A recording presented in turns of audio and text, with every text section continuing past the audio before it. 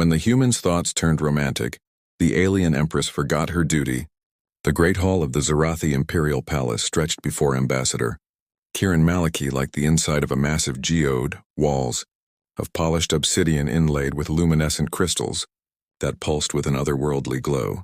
The vaulted ceiling disappeared into shadows, giving the impression that the chamber extended infinitely upward into the cosmos itself. Kiran straightened his midnight blue diplomatic uniform, adorned only with the simple silver pin that marked him as Earth's chosen representative. His heartbeat quickened as the Zarathi honor guards, tall, regal beings with iridescent skin that shifted between deep purple and midnight blue, flanked him in perfect formation. Remember, his superior had warned before the mission, the Zarathi consider emotion a weakness. Their Empress Nixara hasn't agreed to peace talks in 3 generations. One wrong move and our colonies in the Cygnus Arm will be dust.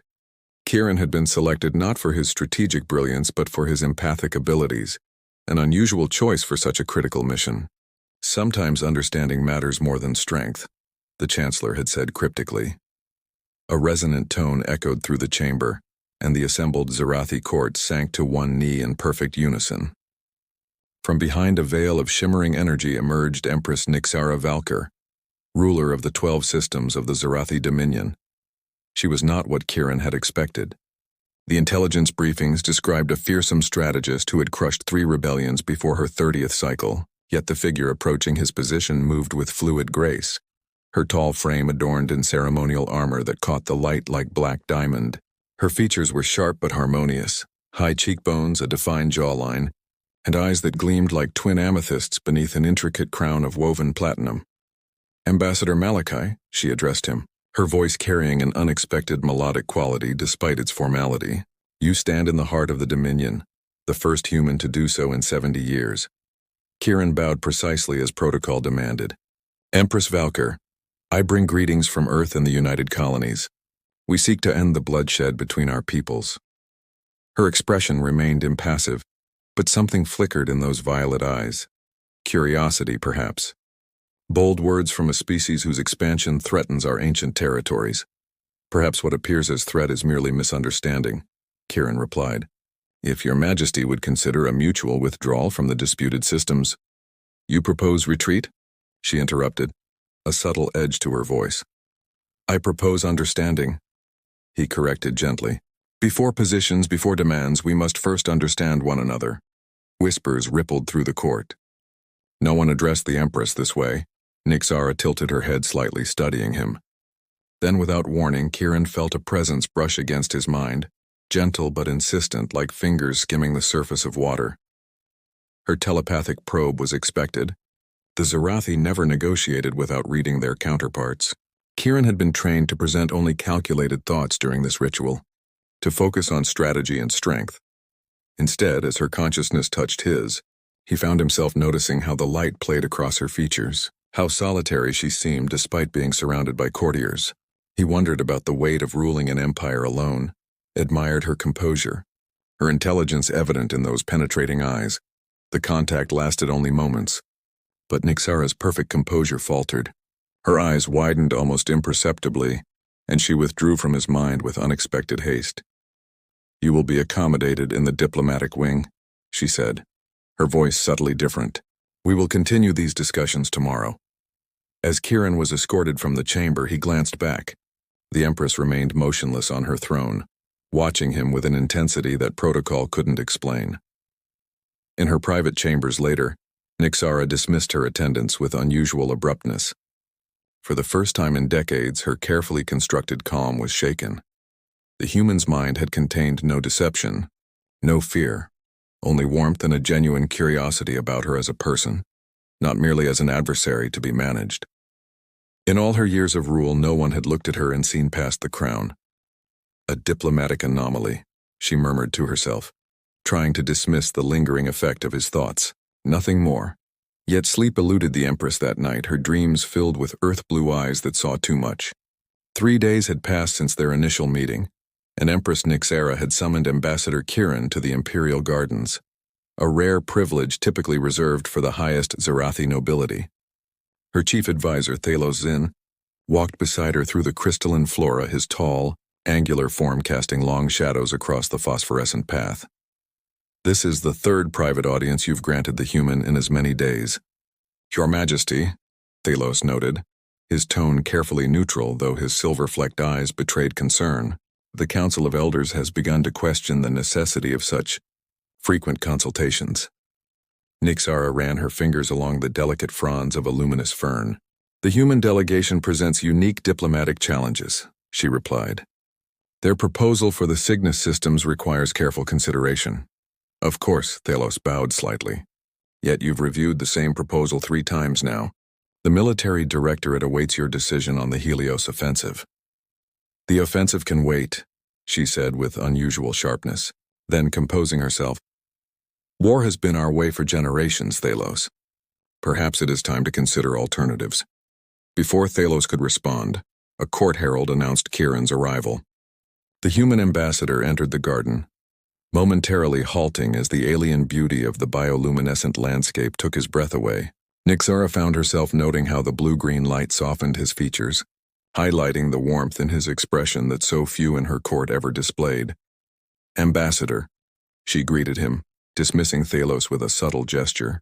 I trust you find your accommodations satisfactory? More than satisfactory, Your Majesty, Kieran replied with a genuine smile, though I admit I'm still adjusting to the 30-hour Zarathi day. Walk with me, she commanded, though her voice lacked its usual imperial edge. As they strolled through winding paths of crystal and light, their conversation moved from formal diplomacy to cultural exchange. Kieran spoke of Earth's oceans of music and art, concepts the Zarathi considered indulgences rather than necessities. Your people value such impractical pursuits? She questioned, genuine curiosity breaking through her regal demeanor. We find they give meaning to what we protect, Kieran explained. Music, art, love, they're not weaknesses, but the very things that give us strength. Love, she repeated as though tasting a foreign word. Your species places great importance on this emotion. Don't the Zarathi form attachments? He asked carefully. Strategic alliances, yes. Biological imperatives are managed efficiently. She paused beside a pool reflecting the twin moons above.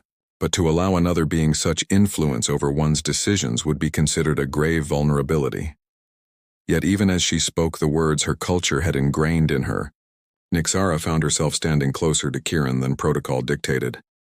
The reflected moonlight played across his face, and for a moment, she allowed herself to wonder what it might be like to be seen as more than an empress, to be known simply as herself.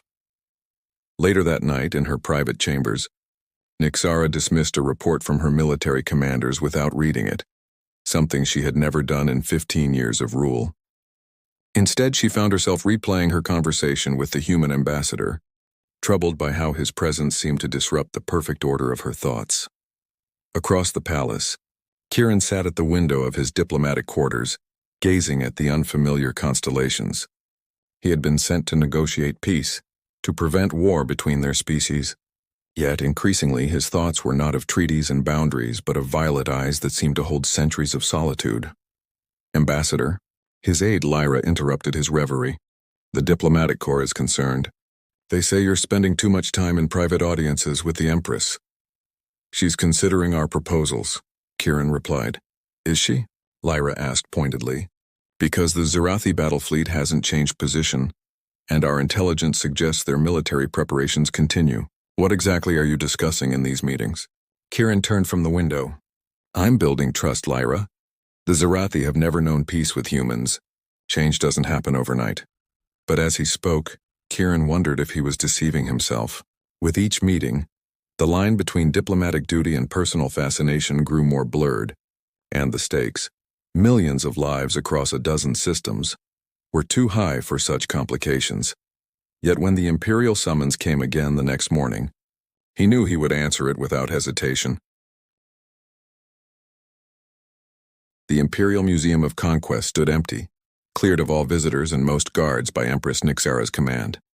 She walked beside Kieran through halls chronicling centuries of Zarathi military victories, her usual entourage conspicuously absent.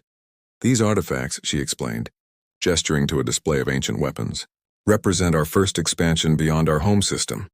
Each conquest has strengthened the Dominion, ensured our survival. Kieran studied a ceremonial blade.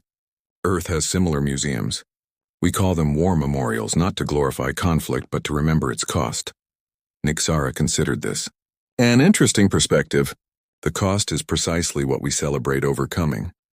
They moved deeper into the museum, reaching a restricted section that housed recent acquisitions. Nixara paused before a display containing human items, books, artwork, and personal possessions taken from conquered colonies. I've studied your species for many years, she admitted. Your capacity for creation despite your brief lifespans. It's remarkable, may I? Kieran asked, gesturing toward the display. When she nodded, he carefully lifted a weathered book of poetry. Emily Dickinson. She wrote about emotions so powerful they could only be expressed in the spaces between words. Nixara moved closer, her fingers almost brushing his as she examined the fragile pages. Read something, she requested, her voice softer than he had ever heard it. Kieran found a passage and read, "Hope is the thing with feathers that perches in the soul, and sings the tune without the words and never stops at all." A moment of silence followed. When Nixara spoke, vulnerability had replaced imperial certainty. All my life I've been taught that such sentiments are weakness. Yet your species has survived despite, perhaps because of them. Perhaps strength takes different forms, Kieran suggested. Their eyes met, and this time, when her consciousness brushed against his, he didn't feel the clinical probe of their first meeting. Instead, it was a genuine reaching out, a desire to understand. Without thinking, he opened his mind fully, sharing not just diplomatic thoughts but the growing admiration he felt for her intelligence, her complexity, the solitude he sensed beneath her regal facade. The psychic connection deepened unexpectedly, and Nixara gasped softly as emotions she had suppressed her entire life responded to his openness. The space between them seemed to collapse, and for a brief moment rank and species fell away. Her hand moved to his face, fingers cool against his skin. "This is madness," she whispered, even as she leaned closer. The kiss, when it came, was tentative at first, an exploration across the boundaries of worlds. Then it deepened, carrying the intensity of feelings too long denied. When they finally parted, reality crashed back upon them. Nixara stepped away, her composure visibly shaken. "No one can know of this," she said, though whether she spoke to him or herself wasn't clear. "What happens now?" Kieran asked. Before she could answer, the museum's entrance burst open. Thalos entered with a contingent of Imperial guards, his expression severe. "Your Majesty," he announced, deliberately avoiding looking at Kieran.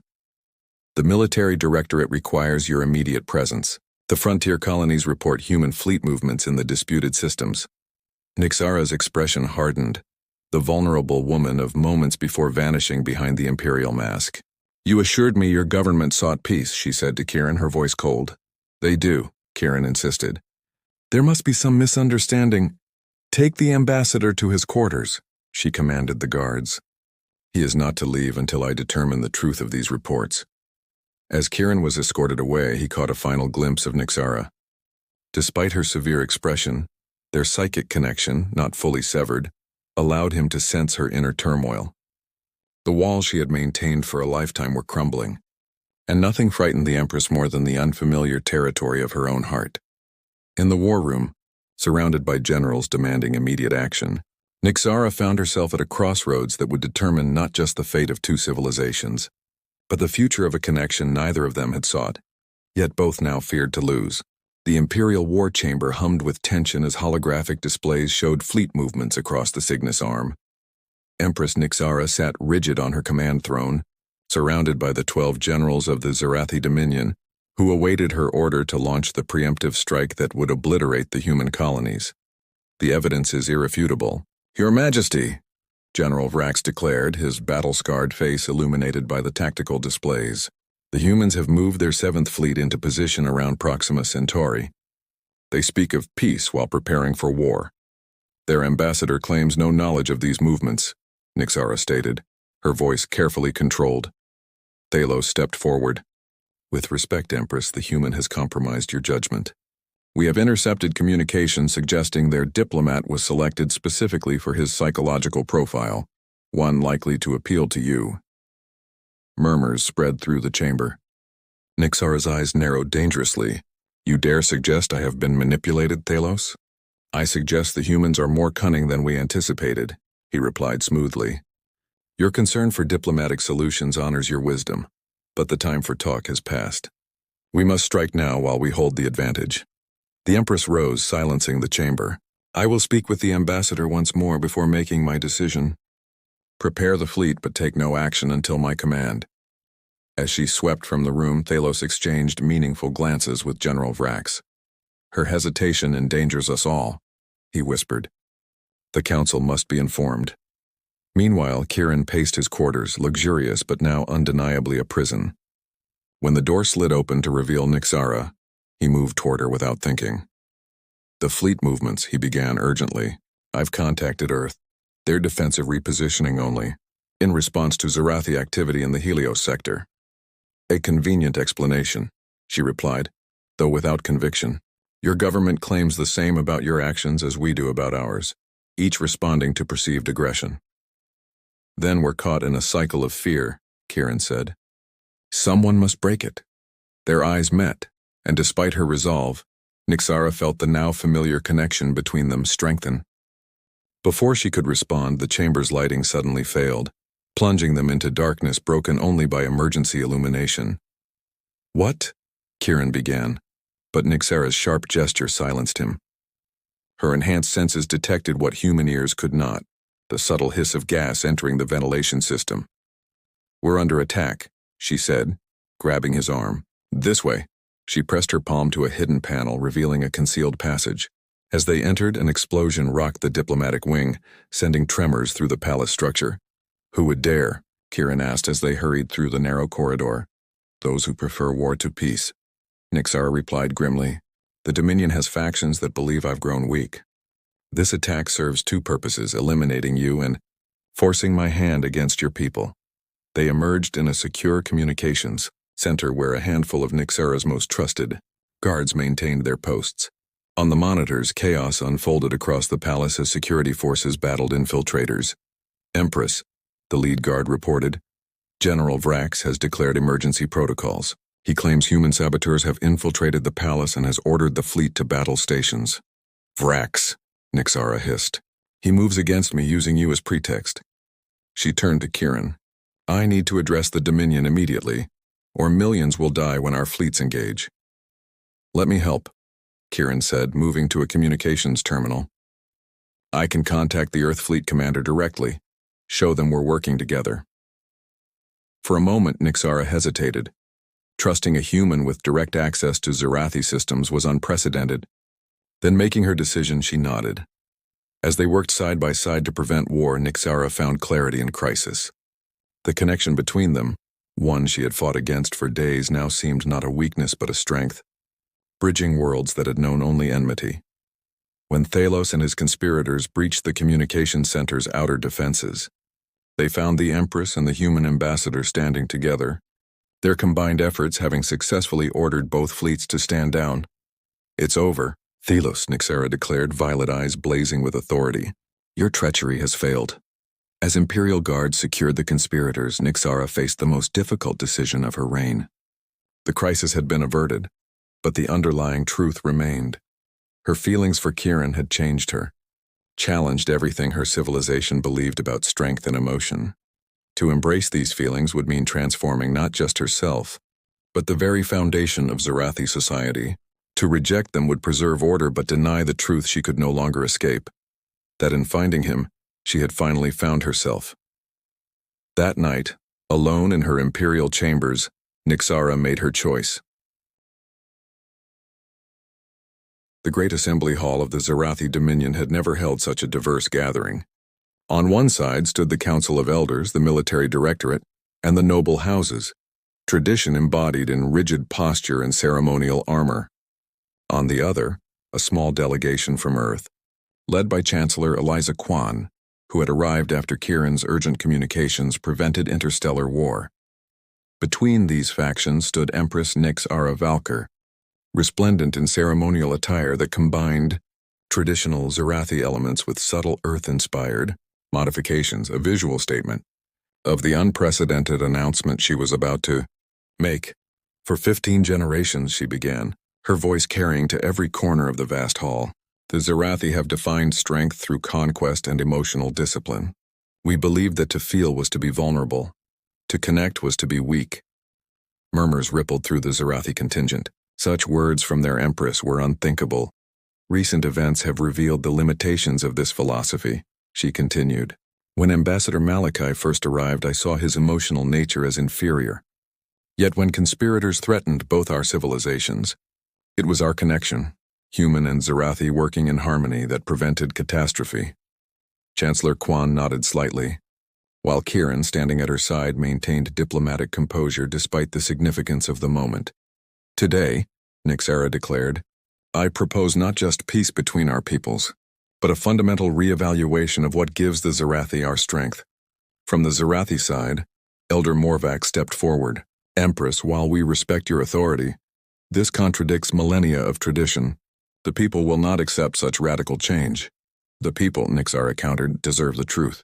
Our obsession with emotional suppression hasn't brought us perfection. It has limited our potential. The human capacity for both logic and feeling doesn't weaken them. It gives them resilience we lack. She gestured to the historical displays lining the hall. We have mastered the stars, but at what cost? Our art is ceremonial, not passionate. Our music is mathematical, not moving. We have built an empire of control, but not connection. Kieran stepped forward, addressing both delegations. Earth has much to learn from Zarathi discipline and vision, he acknowledged. But perhaps the Zarathi might find value in what we cherish most. Our capacity to find strength in vulnerability. Power in diversity of thought. Nixara's eyes met his, and for the first time in public, she allowed her genuine feelings to show.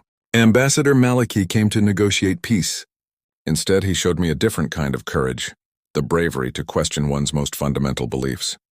She turned back to the assembly.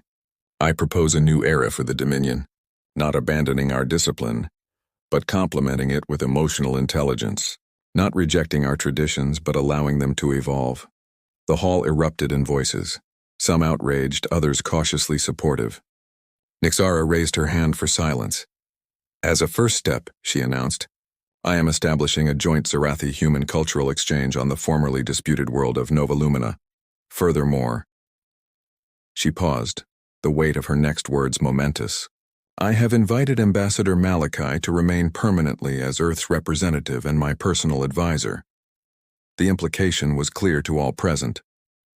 Never before had an Empress elevated an outsider to such a position. The statement bordered on declaration of a formal bond. Elder Morvac stepped forward again.